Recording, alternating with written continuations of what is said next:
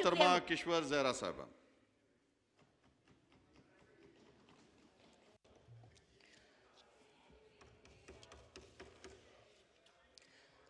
बहुत बहुत शुक्रिया। मैं क्योंकि हुकूमत की इत्तेहादी पार्टी हूँ, इसलिए अपनी गुफ्तगू एक मुहावरे के साथ शुरू करूँगी कि दाना दुश्मन नादान दोस्त से बेहतर है। मैं नादान दुश्मन तो नहीं हूँ, लेकिन नादान दोस्त भी नहीं हूँ, दाना दोस्त हूँ। मैं उस गफलत की तरफ तवज्जो दिलाना चाहती हूँ जो कराची के साथ तसलसल से बढ़ती जा रही है। गुफ्तगू कोरोना पे भी करूँगी, लेकिन मैं अपनी बात शुरू करूँगी हवाई जहाज़ के उस हादसे से जिसने कराची में सफ़े मातम बिछा दी।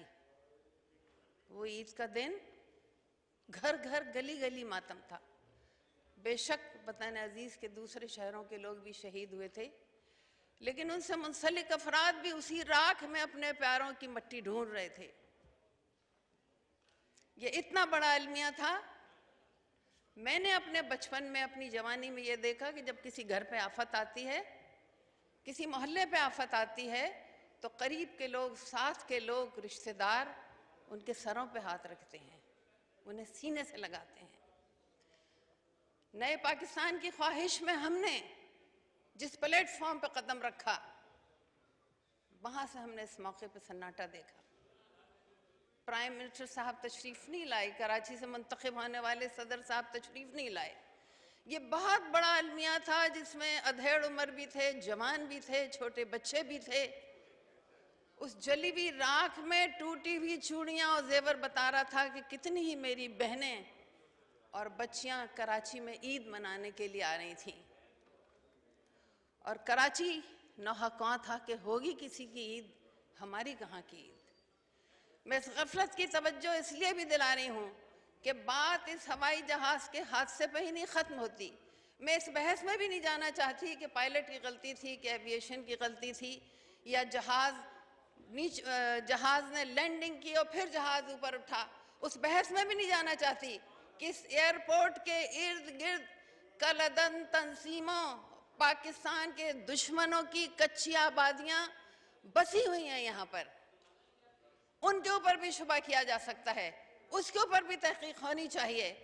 लेकिन मैं उस अलमिया का जिक्र कर रही हूँ कि उस शफकत से, उस मोहब्बत से ये शहर महरूम रहा।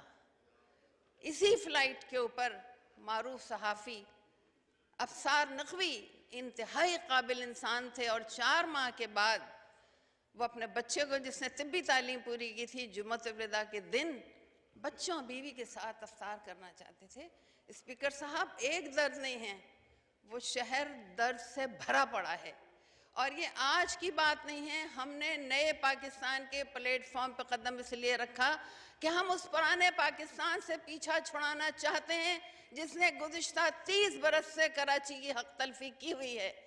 इस कोरोना के हिसाब से भी मैं बताऊं कि जब बाहर दुनिया में फंसे हुए वतन अजीज़ के लोगों को यहाँ बुलाना शुरू किया, तो तमाम फ़्लाइटें, वो फ़्लाइटें जो गुज़िश्ता 20 बरस में जिनके रुख उस बैनुल अक़वामी शहर को मसल के, कुचल के, फेंक के इस्लामाबाद और लाहौर की तरफ वो रुख कर दिए गए। इस कोरोना की तकलीफ़ में भी फंसे हुए पाकिस्तानियों में, क्योंकि फिर मैं मजबूर हो गई, मैंने एम्बेसीज़ को फ़ोन किए, मालूम किया कि 25% से ज़्यादा मुसाफिर जो PIA से आना चाहते थे वो तमाम के तमाम इस्लामाबाद और लाहौर में उतारे गए। उनका क्वारंटाइन बड़े होटलों में किया। जो अफोर्ड नहीं कर सकते थे वो सरकारी उसमें फंसे। डोमेस्टिक फ़्लाइटें बंद थीं, वो कराची के लोग धक्के खाते हुए वापस कराची पहुँचे। ये नाइंसाफ़ियाँ कब तक होंगी? हमारे साथ बरसहा बरस से फाइनेंशियल इंस्टीट्यूशंस तब्दील कर दिए गए। आज आप स्टील मिल को बंद करने का फैसला कर रहे हैं, तो क्या फिर स्टील मिल भी यहाँ कोई खोली जाएगी? वहाँ के इतने हजारों लोग कहाँ जाएंगे? हम आपके साथ कदम से कदम मिलाए खड़े हैं, लेकिन हमें कराची में इस्तेहकाम चाहिए है। कराची को उससे निकालना पड़ेगा जहाँ से कि उसको तबाही करने के तमाम तर इक़दामात हो चुके हैं। इस कोरोना के मौके पर भी बहुत कुछ हुआ है। तो खुदा के वास्ते प्राइम मिनिस्टर साहब से दरख्वास्त करती हूँ कि कराची की तरफ तवज्जो दीजिए।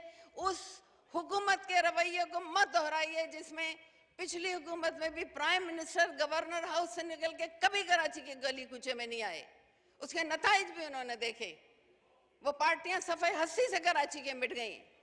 कराची को साथ लेके चलेंगे, कराची को समझेंगे, कराची का इस्तेहकाम पाकिस्तान का इस्तेहकाम है, तो please save Karachi and build Pakistan.